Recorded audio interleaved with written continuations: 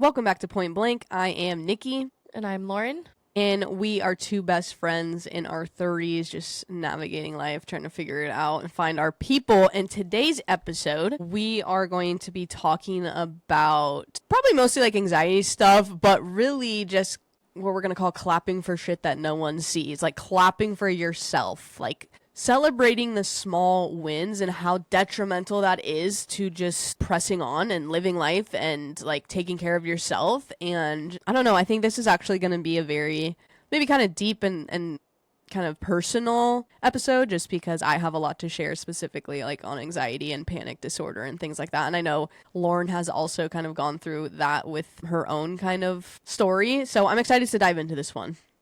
Yeah, it's going to be good. Like she said, just like clapping for the shit that no one sees, that, because I feel like a lot of people don't really like to talk about anxiety. Like I feel like it's kind of one of those things that people get embarrassed by, or, you know what I mean? Whatever it may be, right? Because I feel like everyone just has like the panic. I don't know, anxiety thing is just so different for everyone, right? Like everyone's on a different path. Some may have it way more severe than others. And I know for me, like we had talked about previously, it's like I feel like my anxiety really gets triggered around like my cycle time and stuff like that. So I feel like once that hits, it's so hard like to just kind of kind of put my thoughts in a different manner, right? Like I feel like I'm always just like constantly like negative thinking, and you know what I mean? Just little things like that it's so hard to get out of your mind. You always think something bad's going to happen. And unfortunately, that's just kind of where my brain goes at that time. And so like I feel like just the small wins is like, oh, maybe like this time I didn't have it for that long, or I feel it coming on, so it's like I plan accordingly. You know what I mean? By like maybe not taking a trip or doing this or something like that during that time when you know it's gonna hit, you know? Sure. When did it start showing up for you? I feel like after I had my son, Ryder, I had never had it before. Nikki would always tell me about it. I'm like, girl, like that sounds fucking horrible. That sounds miserable. I hope to God that never hits me. And I had it with Ryder, and I know they always say like, oh, postpartum anxiety, whatever, but that shit never went away. So unfortunately, and I feel like just this world is so crazy, right? So I feel like it's so easy to like, once you hear something or see something, whether it be on the news, social media, whatever, I feel like it just like it triggers your brain to think like just horrible, right? And I feel like especially with kids, like I just feel like simple things of like going to the grocery store, right? Like my mind is always like, okay, the kids need to stay next to me. They can't go to the next aisle by themselves. Like I need to see them all times. Like I feel like you just constantly go in a panic because you just hear about like people targeting maybe moms that are by themselves, especially me with having 4 kids. Like I feel like it's just so easy not to like lose one, but for one maybe to like run off on the next aisle or whatever, and you don't see them, and it literally just takes seconds. And I think that's just kind of where my mind goes all the time. Sure. So I feel like in order to like kind of maybe not get so crazy with that, I try not to do like certain things by myself. For example, like some of the grocery trips I might do like a Target pickup instead of having to worry about like the kids running around Target all over the place. I don't know, just little things like that. But again, it's not all the time. Like it's so weird. Like some days I could be doing one simple thing, right? Of like going to Target or Walmart with the kids, and then like the next time, like a month later, I'm going to Target and Walmart, and like my anxiety's through the roof, and like we need to leave. Like, and again, And you like I notice feel it like mostly around your cycle. Like you've been able to kind of pinpoint exactly when it's heightened like that. I feel like that's like, because you know how they always say to like find the triggers, right? And I feel like the triggers for me, it seems like it always kind of happens around that time frame. I know a big one for me too is like when we're far from the house. I feel like that kind of hits me as well. I don't know what it is, but it's like just being like far, right? Like even for like a soccer game or soccer tournament, I'm like, maybe I won't go to this one, or you know what I mean? Like if I know like we're going straight there and coming home, then like it's not a big deal. But if it's like an all day event, like I don't know, like it just it triggers me. And for some reason, like most of the time I'll like just be like, no, I think I'm gonna stay back on this one with the kids. And sometimes it's honestly easier, and it kind of just works out that way. So like I'll send my husband to go do it, and I'll just stay home and stuff like that. But I don't know. Again, like sometimes it hits me and sometimes it doesn't. It's like, and again, once I feel it coming on, like I really try to tell myself, like, girl, you're fine. Like, don't be starting this shit. Like, we're in front of everybody. Like, you're good. We're gonna go home. You know what I mean? You literally just have to like give yourself a pep talk, I feel like. Totally. So you'd say it started basically when you had your son. So was that like 6 years? Almost 5 years. 5 years. Okay. Yeah. Because I remember when it hit, I had called you. Yeah. And I was like, I feel like I literally went to the ER with my husband. So first off, once you like have, I feel like your first like real panic attack where it's like you feel like you can't breathe, your chest hurts, all those things, like you go straight to the ER, I feel like, right? Because you think you're gonna have a heart attack, all these things, right? You feel like you're dying. And I went there and like they did like all the different testing, whatever. Not one time did they mention, oh, do you have anxiety or, you know, something like that. And thank God for Nikki. I literally don't even know if I ever would have been able to figure this shit out, maybe by like Googling or whatever. But I was Well, that's a literally bad telling idea. Nikki, I know. Don't do I was that. telling Nikki like all my symptoms, and she's like, girl, that's anxiety. And I'm like, are you like fucking serious? Like, there's no way. I still remember this conversation. I'm like, there's no way I can live like this. Like, there's just no way I can have that constant fear and just negative mentality and constantly thinking something bad is gonna happen. Like, who wants to live like that? You know what I mean? It's such a hard, you're like, trust me, bitch, I've been going through a long time. But it's like, I just remember like Nikki telling me like, that's what I've been going through for the longest time. And I'm like, oh my gosh, like, it's just mind-blowing to me. It really is. It's you know, I always would pride myself on, you know, middle child energy. I would take on anything. I was adventurous. I loved road trips. I would try anything. Like, I just had no fear. And when that happened to me for the first time, I genuinely, like, my world was shook.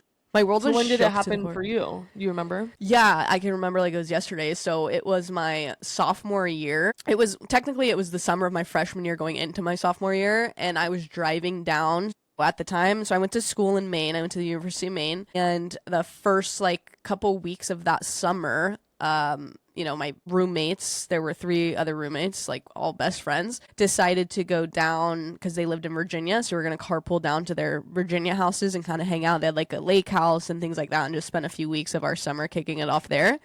And so I was in one car with one of my roommates, and then the other 2 were in a different car behind us. And I remember we were all packed up. I went to bed, or I was laying in bed, and I wasn't like feeling great. Like, I felt like I had a little bit of like a sinus infection or cold or something like that. And so I remember I went to bed and I woke up and I just wasn't feeling good, and I took some Sudafed, and then we hit the road, and then we stopped and I got a large coffee, and we're driving. If anybody is already paying attention to the story, you already know how much freaking like caffeine and shit that is. And also Sudafed has like the same drug they make like meth with or something. I don't even know what the detail is there, but I didn't know it at the time. I'm like, whatever, because I didn't fear anything I had no idea any of this was going to happen. So I'm driving down.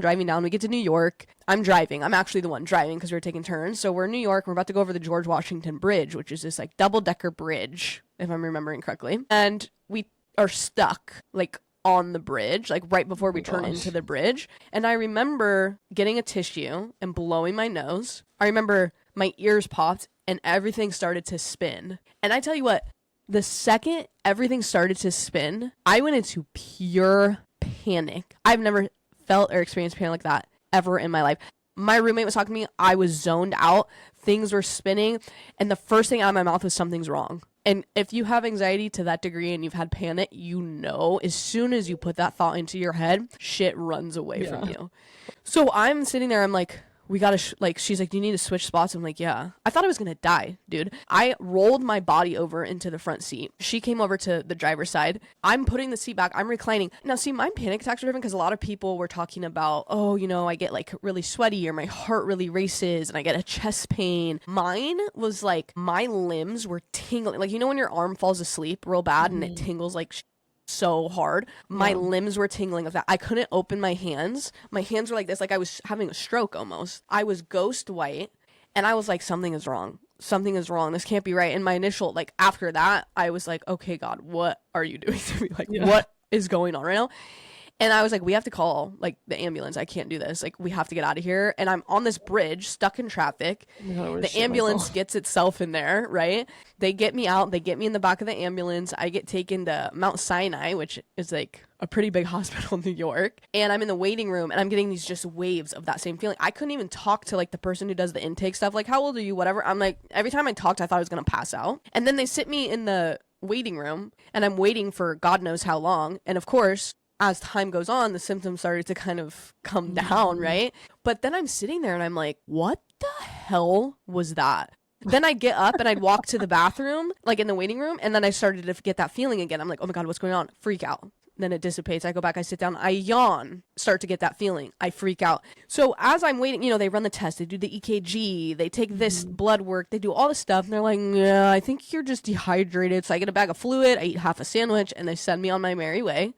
Then we get a hotel that night because there's no way we were driving back down like all the rest of the way that night.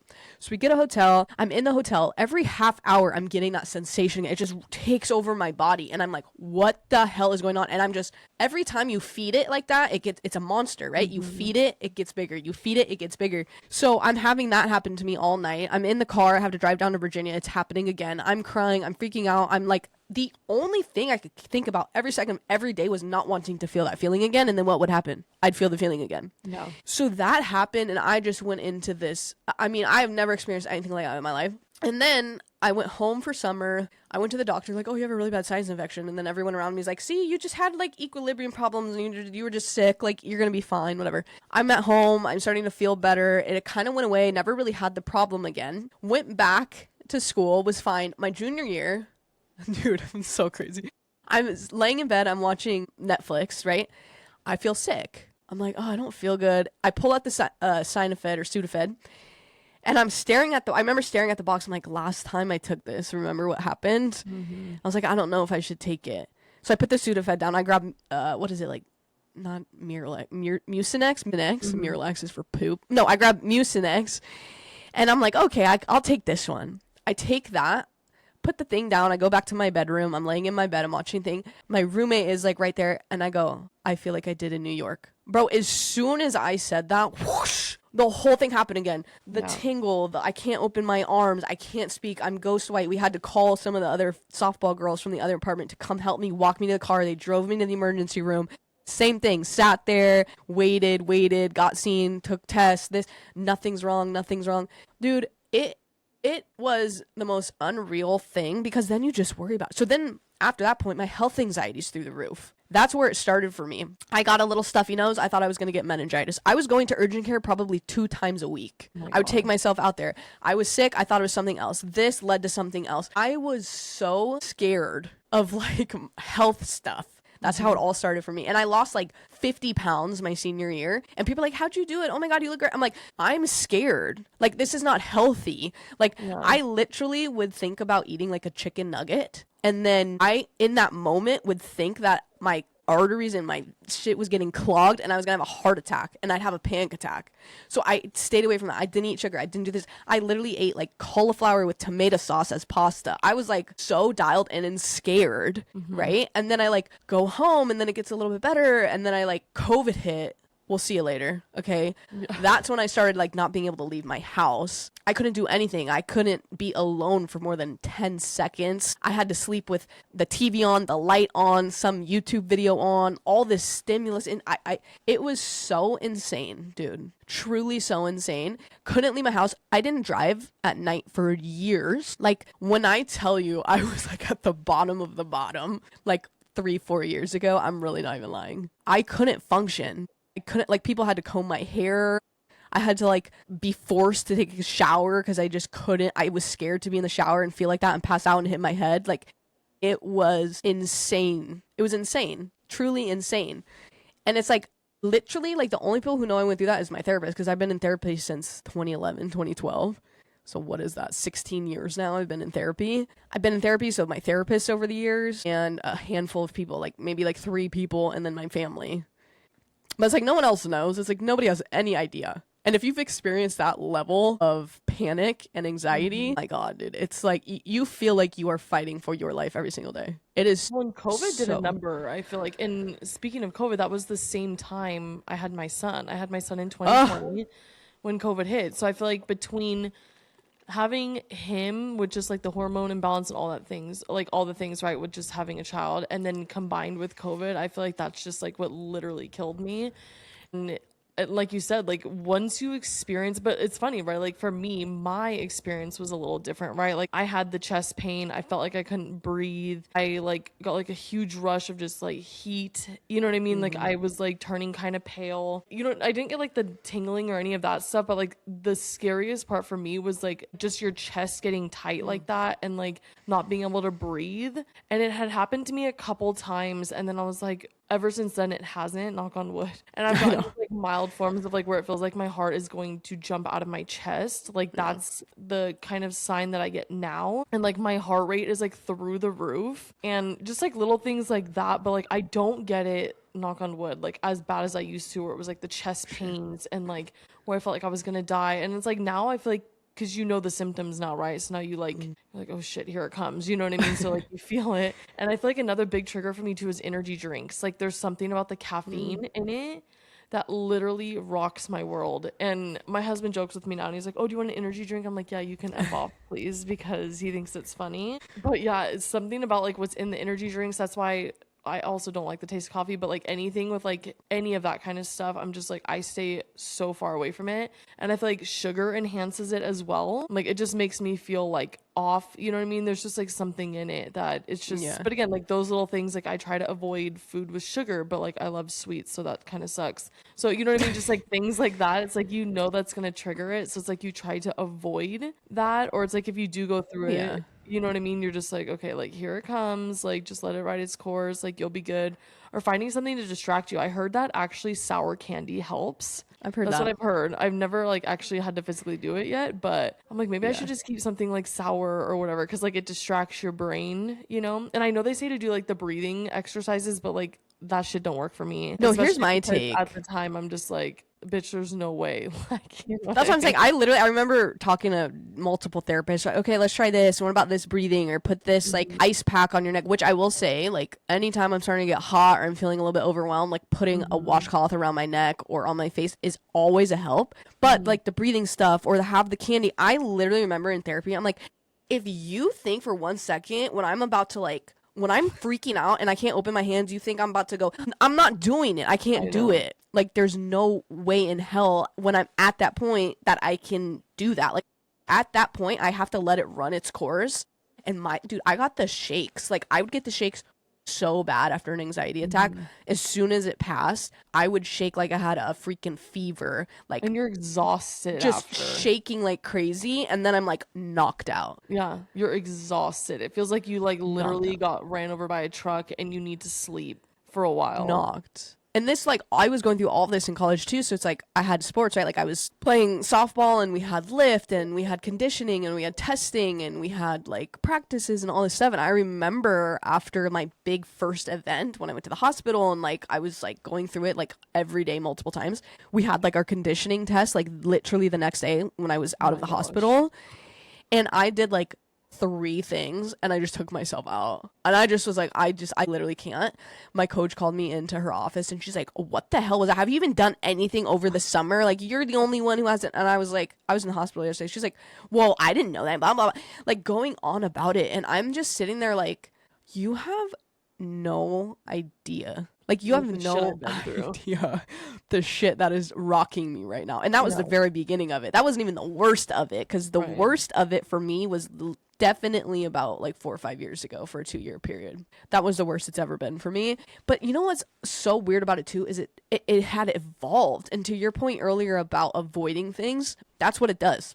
It's like, because after that first panic attack I had, guess what? I hated traffic. I hated bridges. I hated freeways. What did I do? I avoided them. I took surface streets. I didn't cross bridges. I avoided health anxiety. I avoided stuff because I was scared.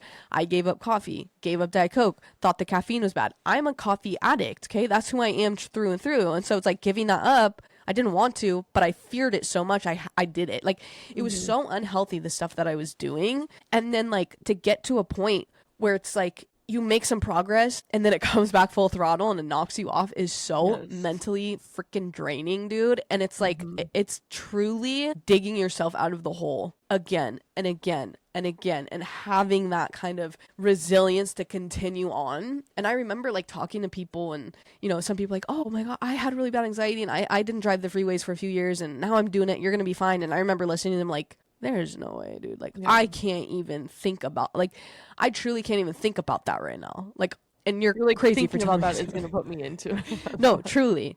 And like to your point about feeling far away, it like evolved. So it went from health anxiety to then it went to waiting in lines, being in buildings. Then it went to I'm too far from home. I parked my car too far away. I can't walk that far away from my car. It went through everything. It started grabbing every little piece of my life and making some sort of issue with it until my world got smaller and smaller and smaller, and I avoided everything, and I was only stuck with me, myself, in a house. I was so to the point where I couldn't even be alone. I couldn't even be alone for like 10 seconds without feeling like I was gonna have a panic attack. Well, and the thing is too, right? A lot of it is like independent work. Like no one can do it for you. No one can pull you out of the 100%. rut. Like it's literally you and your mental game is like, it's you against yourself, literally, is what's really going on. And like you're the only person that can pull yourself out of it. Like you really are. You're the only one. Like sure, it's nice to have, you know, some people that cheer you on the sidelines, but at the end of the day, it's you against yourself. It's you are the only one that can pull you out of things. And like you said too, like your brain starts to correlate, okay, I had a panic attack here. Yep. So now your brain's like, oh, well, if I go there, I'm going to have another one. And it's like, those are actually the places that you have to go again to like prove it to yourself. Like, okay, this wasn't the correlation, and there's no reason why I need to put the two in the same category. You know what I mean? It's like, and I've done that so many times, and so many times where I've had to push myself through and be like, okay, Lauren, like this isn't just because it happened at this place. Like I can still go to this place. You know what I mean? Like it can happen anywhere. But again, it's just so weird how your brain just, like you said, just takes over, and it like puts the two together, and it just like connects them. So now every time you hear this place and you're like, oh hell no, I'm not going there. Like that's where I had a panic attack. And your brain remembers, like when you get to that place, it remembers like, oh, this is where I had a panic attack. I'm going to do it again. It's quite literally like PTSD, and I'm not trying to minimize PTSD for like, you know, very severe like military people or anything like that. But like when I was going to therapy, like I had to go through PTSD therapy and methods and things to like get out of that, because that's so true. Because you would think, like how many times was I don't know, let's say 20 years old when I had my first 19 when I had my first panic attack, and I'd been in the car hundreds of thousands if not millions of times before that, but then all of a sudden I associated being on the freeway in a car with I'm gonna have a panic attack because of one time, because it's so traumatic in your body. It is truly an unbelievable thing that can happen. And I never in my life, never ever, I used to like, and maybe this is my karma, but I used to like roll my eyes at people or laugh at people and be like, you guys are just bitches, like whatever, like you get anxiety, like what are you even talking about, like just do it. My sister did the same thing. Which like I think, and I know I mentioned before in an earlier episode, I do think like people just throw around the word anxiety just way too loosely, like, oh, I have anxiety, oh well, I'm anxious. I mean, maybe sure you are, but there's like a certain level in which like it is so serious. I couldn't have lit, like I don't even know how I was living in general.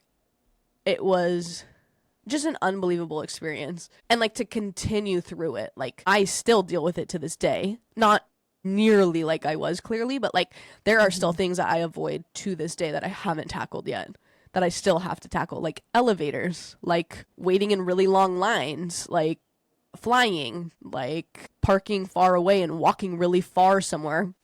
I can park a decent away now and walk a decent bit, but if I had to park and walk a mile away, a mile and a half, 2 miles away, I don't know about that. Going to like concerts, going to like big crowded events, haven't tackled that yet. So it's like there's still so much, and it's like been 16 years of me like trying to chip away at it. But I think that's the biggest point, is that you've got to chip. You've got to chip. You've got to take a baby step. You have to celebrate the small wins. Like I remember when I moved back home to get help, and it was probably a few months into it, maybe even close to a year, where I was like, okay, I'm gonna go walk down the street. And as soon as I was thinking like I'm gonna walk down the street, I started feeling things. I was like, oh my god, what if I get too far? What if I collapse? What if I pass out? 'Cause my biggest thing is like, what if I pass out? Never passed out in my life, but it's like, what if I pass out? So I'm like I leave the door, I'm walking, I pass one house, two house, and I remember stopping right before house 49, and I was feeling a lot. But I remember looking at it, and I was like, and then I turned around and look at my house, and I'm like, this is the furthest I've walked from my home or an apartment or anything in a very long time. And it was like a 4 house difference, because I'm at 57, so what is that, 4 or 5 houses? And I remember like being like, I did that. I remember telling my therapist, I'm like, hell. And then I like, now I think about it, I'm like, girl, be so real. But like in the moment, I was like, I have to celebrate that, because that is a really big deal. Yeah. It's like a very big deal. And I can remember the first time months later after that, walking to like, you know, 4 more houses. And I was like, oh, hell yeah. And then eventually I made myself all the way down the thing. It's like, you have got to take these baby steps or it's never gonna, it's gonna be so overwhelming that you give up, that it Well, and eats that's you the alive. thing, right? I feel like it's so easy to look at the bigger picture, right? And I think that's why so many people just get like overwhelmed, right? Of thinking like I haven't done this in a long time, but it's like you said, right? Like even if it's like you drive to that place, right? Like that place that gave you that panic attack last time, right? The part that like you're correlating with it, like just because you don't go in doesn't mean you shouldn't celebrate the win of you actually physically driving to that location where you last had one, because your mind is telling you, okay, I was here last time and it's going to happen again. But it's like if you get there and you realize like, okay, well, I'm here again and I'm not having one and I feel fine, then you're like, okay, shit, like that was pretty good, right? Like that's a huge win in your book, right? Because next time maybe you'll go in to the place, you know what I mean? 100%. Or it's like once you, like you said, once you keep chipping away, the more you do, the more you're like, okay, well, shit, that wasn't bad. Like, look, I already did this. And like you said, like it seems like stupid now when you look back, you're like, how the fuck could I not walk outside? You know what I mean? Yeah. But you're like, why was I celebrating walking 4 houses? But you're like, dude, that was a huge deal. I Like, was literally about to huge get the deal. number 49 tatted on my body because it was such like a monumental moment for Yeah. me. Like I'm sure. and I remember, talking to my therapist, and I even still do it where I'm like, oh, I still haven't done this, or oh my God, why can't I do this? And she's like, can we just like think about all the stuff that you've done? Literally. Like you wouldn't even be thinking about the free. Like I remember bringing up the freeway, she would say this to me, like I remember bringing up the freeway and you couldn't even talk about it. You couldn't even talk about it. You literally couldn't even imagine yourself on there ever. I said that to her. I'm like, I never really see a day right now where I can get on that. And it's like, you come so far if you're not celebrating the stuff that you have overcome. And here's the thing too, it's like, you got to get in this headspace of this is my life. Like you are not taking this away. Like it's like your point earlier, it is you versus you. It's you versus the lies in your brain that you're trying to touch up. You have got to push back on it. And you have to push back on it in a very smart way because it will bite you in the ass if you push it a little too hard. Like if you try to go back to that place in which you had your panic attack or whatever, and you spend a little too much time, you push yourself a little bit too much, and you have another attack there, it's going to be 10 times harder the next time you show up there. Right. You have to understand that, and you have to take the little wins, because when you stack the little wins, when they compound, when you have consistency, you're regaining that confidence a little bit.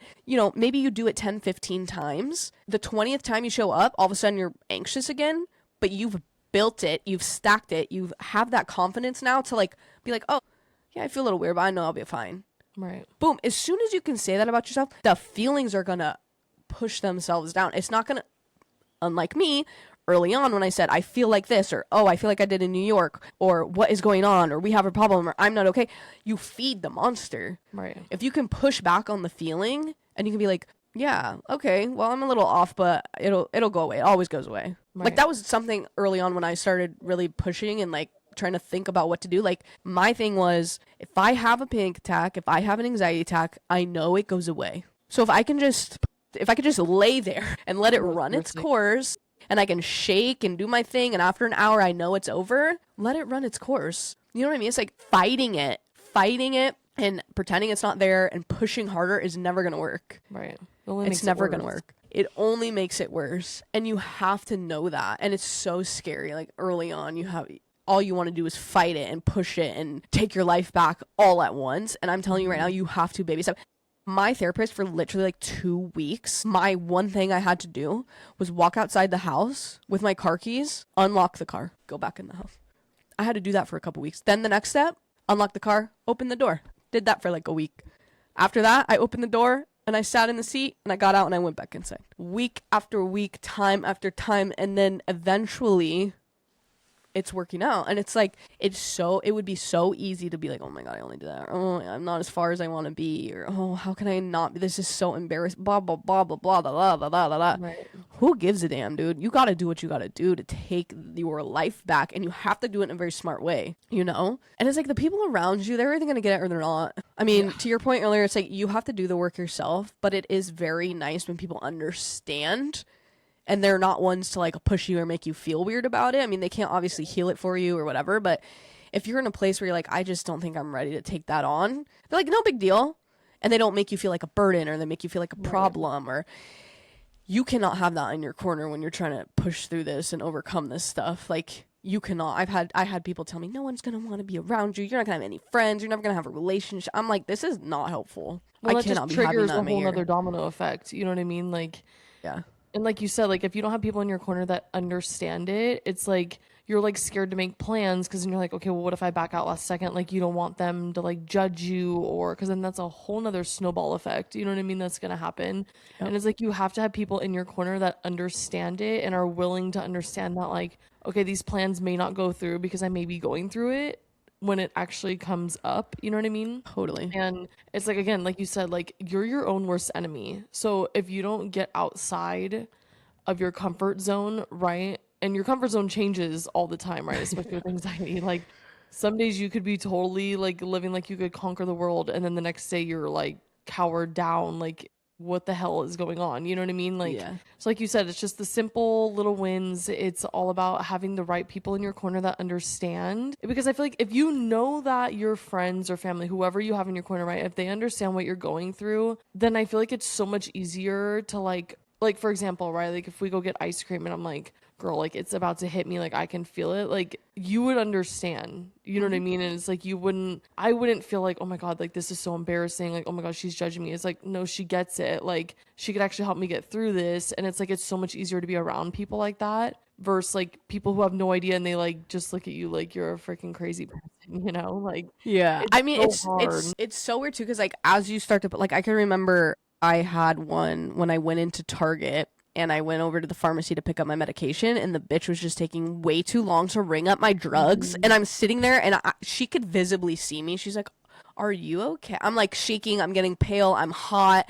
I'm like, "No, I have anxiety. I need to get out of here. Like, can you hurry up?" I'm like freaking out, and like everything's a sense of urgency, right? It's like it was so crazy. But you know, and if you've had anxiety or whatever, like you know this too. It's like when people are like, "Are you okay? Do you feel okay?" And then you're like, "What, should I not? Am I being weird? Can you know?" And it's just like Yeah, it just see you later, triggers sayonara. again, Yeah, yeah. well, it's like full blown freaking moment, right?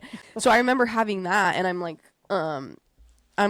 oh my, like I couldn't even go into the Target over there to the pharmacy without somebody calling me out, making it 10 times worse. I mean, granted, she probably saw I was like getting really pale and didn't look great, and like she's a medical person. She's like, "You good?" But for me, I'm like, oh my god, because that was another thing for me. Like I would need external validation. Like I would walk around literally like in the middle of practice, we're like running suicides, and like the girl next to me, I'm like, "Do I look pale?" And she's like, "No, Nikki, you're good." I'm like, "Okay." Or I'd be like with my friends, like going to pick up Olive Garden or something, and I'm like driving, like, "Do I look pale?" And they're like, "No, you're good." I would like send people pictures of my face. I'm like, "Do I look pale?" I'm like, it got so out of control, and it's just so insane because people just truly don't. They don't know. They just don't know. And then like even if they're like, "Oh no, you look fine," I'm like, "Fine's not good though." So it's like putting all this pressure on other people too. So it's like, Yeah. you gotta just be around people who actually get it. And to your point too about like letting people down, or you hang out with friends and you're not ready to take something on, there was a point in kind of my journey of it of like I knew I could go. So one big thing for me was very recent, actually. It was last year. It was like the first time I went inside of a restaurant to have a meal, and I went with a group of friends, and it was Korean barbecue. And my drive over there, like I felt ready to do it, but the way that I was able to do it was like reassuring myself. So I'm like, okay, these people, they know, I mean, they didn't know the extent of everything because we were still pretty new friends, but I was like, okay, they're nice people. It's not a huge crowd. You're gonna be like right in the door somewhere in that restaurant. It wasn't very big, so that was helpful. I could always just excuse myself to the bathroom. I could sit on the end of the booth so I didn't feel trapped. There were these little things that I could like put into place for myself, so when I did go into that environment, I was prepared. I had a game plan, and it wasn't, "Oh my god, what if I have to sit in there? What if I can't get to the bathroom? What if I..." It was, here's my game plan for if this happens. So every time I had a thought like, what if I can't do this? It's like, this is my plan. Right. What if this is my plan? And it just made everything easier. I mean, it was like a hard thing because I'm going in, it's like all dark and there's smoke and it smells bad and there's tons of people, and it's like, but I just went in, I sat on the end of the booth. I, had my water at hand. I was like chilling, trying to be involved in the conversation, and everything went perfectly fine. And then I did that, and then I did it again. And then I tried something else. And again, you build the confidence, you start to do things, it's going to chip away at it. But I would challenge you listening, if you're dealing with this kind of thing, to have a game plan that addresses the thoughts that come in. Well, what if I'm too far and I do this? Well, there's a bench over there. I did that too when I would take my dog on longer walks when I started to feel a little better. And I was like, okay, I'm going to try this. We'd go to a park. I start making a big loop. I'm kind of far. I'm freaking out. I see a bench. I'm like, as long as I can make it to the bench, I could just sit down and hang out and just turn around and go back. It's not a big deal. Boom. Right. I feel much better. I get to the bench. I'm like, okay, I got it. There's another bench on the other side. Let's just get to that bench. It's just this compounding stacking of these baby steps to take your life back. And you have to do it. You just have to do it. I mean, it'll never get better if you just sit there and you can't sit there and accept like this is how it's going to be the rest of my life. Like you cannot sit there and do that. Like there's no pity party. It's like, okay, we're going to get our shit together. We're going to make a game plan. Like you said, like game planning, I feel like is so big, right? It's just like, okay, like, you know, next week, like I'm going to do this. Like, and again, whether it's just like the smallest of detail or thing that you're doing, it's like that's a win, dude. Like imagine 100%. before, like you couldn't even do it, but the fact that you did the smallest thing is like such a huge positive like it puts you in a positive mindset too, right? You're like, okay, well that wasn't bad, right? Like so obviously I can go a little farther next time. Or like you said, like you had to go unlock the door and then you had to go sit in the car, like physically, you know what I mean? It's like those little things, like before they used to rock your world and you could never do it. And now you're like, okay, well, that wasn't bad. Like, I did fine. Like, so next time you push it a little farther. But like you said, it's to the point where it's like you have to know when to stop and don't push yourself so far, because that's when it's like a domino effect and then you're starting over again. Correct. So it's like you have to just do like the small little wins.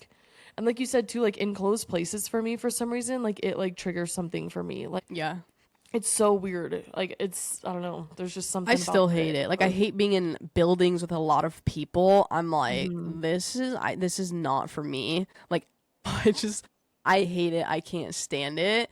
But it's just something I continue to like work on. Like, I go and eat in restaurants more now. And like, I mean, as long as you just have a game plan, you just have to have that plan. Because if you don't have the plan, things can get away from you real quick. Like, I remember after all those weeks of unlocking the car, sitting in the thing, and then whatever, after like a couple months of working on that stuff, it was like driving down to the gate and back, and then it was, my therapist was like, are you ready to do this at night? And I was like, oh my God, I'm like freaking out, right? And then I did that at night, and then she goes, okay, I have a big milestone for you.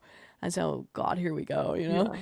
And she's like, you're gonna get in your car at night, you're gonna drive, and granted, it's probably like half a mile away is where I was going, okay? It's like not even. I had to leave my house, go out of the gate, up the street maybe 500 yards to a Jack in the Box. I had to get in the drive-thru, order myself like a milkshake or a treat or whatever, get it through the drive-thru and go back home. Because I, A, hated driving at night. B, if I'm in a drive-thru and there's a car in front of me and a car behind me, I feel trapped. Yeah. And that is a huge thing for me. So I literally went from a point in my life where the biggest milestone for me was driving 500 yards away to get a milkshake through a drive-thru. I avoided drive-thrus like the plague because I didn't want to get trapped. Right. It's just, you have to just, it's so insane. I know when you hear it, when like you sit back and like hear, you're just like, what the fuck? Like that sounds craziness. Like it sounds like you're just like, how the hell is that even a thing? But like it's legit a thing, very much. I could remember, I mean, these wins, I literally remember like yesterday. I remember at some point for kind of a big win, I went into the grocery store right up the street where that Jack in the Box was, the same shopping center. I went in there and I bought some cilantro. I came home and I cried. I was like, I did it. Can you believe I did it? I'm like crying. I'm like, now I look at it, I'm like, girl. But it's just like, it's such, and here's the other thing too. When you do stuff like that, there's nothing that life can throw at you that you feel like you cannot get through. It'll be shitty and hard, and you might get knocked on your ass, and maybe you're starting from square one again after all this progress, but you just know you will figure it out and get through. Like nothing's gonna break you. I think that's one thing I've learned from this whole experience. There's nothing that's gonna break me. I mean, it might take me out for a few years. I don't know what life has in store for me, but I will not be broken by anything. And I'm still I'm broken by an elevator right now, but it's fine because we're going to get through it. You know what I mean? But it's like, I will eventually do that. And I will eventually do everything that I want to do. It's like, there's just this level of confidence you get. And here's the other thing, big surprise. I raw dogged it. Ain't no drug up in this bod. Okay. Yeah. Raw dogged the shit out of my life. Okay. I went to doctors because, early on the health anxiety thing was like, what's wrong? There's got to be something medically wrong. I did all the tests. I did heart stress tests. I did freaking MRIs. I did it all. And I remember my doctor just being like, "You're just anxious. I'm gonna write you a prescription for blah blah blah." I That's said, all they do. "Oh hell no." I think I took like one pill for 2 days in a row, and I was having like I could hear voices, and I was like, "Oh, absolutely not." I was like, "Fuck no." You know what's so dude. crazy that you say that? That literally happened to me. Like, I remember to this day, like, my dad took my husband, they went to go work at night to go do some little gig or whatever. And I had just started the medication that I was given. It made me feel some type of way. I've never felt that way ever in my entire life. It was the scariest fucking thing in my life. Like, it was worse than having an anxiety attack. Like, I felt, that's why I don't like alcohol. I don't like any kind of like medication. I don't like anything where I feel like it's gonna take over, or like I don't have control of myself or my body. Like, that shit freaks me out. So like once I had, like you said, like once I took that one pill, I'm like, abso-fucking-lutely not, never again. And it's so sad that in this day and age, that's literally the first thing that normally doctors prescribe is just medication, instead of like actually getting to the root of why these things are happening, why you're feeling this way. You know what I mean? Just like if there was a therapist, right? Like what you're doing, right? Like you had a therapist who actually broke it down for you, who gave you goals to reach, who like literally was there in your corner.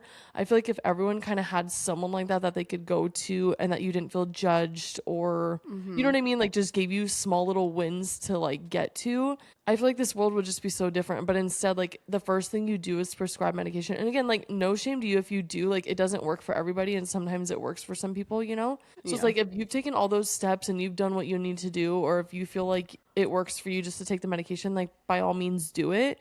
But I don't think that that's like the best way that doctors should go about it, is just prescribing a pill. Like that's not going Yeah. to solve things. It's just gonna, you know, it's just gonna complete the surface level things of you not maybe feeling like that all the time. And it's like, Yeah. It's no, a, I maybe mean, we it's need to a, dig down and figure out why you're feeling like this. it's a band-aid fix. I mean, with anything, right? Totally. With a diet, freaking whatever, with whatever the pill is, it's a band-aid fix. And like, if you need the pill to calm down, to tackle things, if you need it, I understand it. Right. But at the end of the day, you don't want to be on this medication for the rest of your life. So you still have to put in the work to like figure it out. And to your point too, which I love that you brought up, was like figure out the actual root cause. I mean, you could take these baby steps that like, you know, take back your life in kind of that physical way, but why the hell did this happen in the first place? What is going on internally that I need to break down and think about and decipher so that this doesn't happen, so I can be confident in my decisions, in my life, in my situations, in my environments, in whatever it is,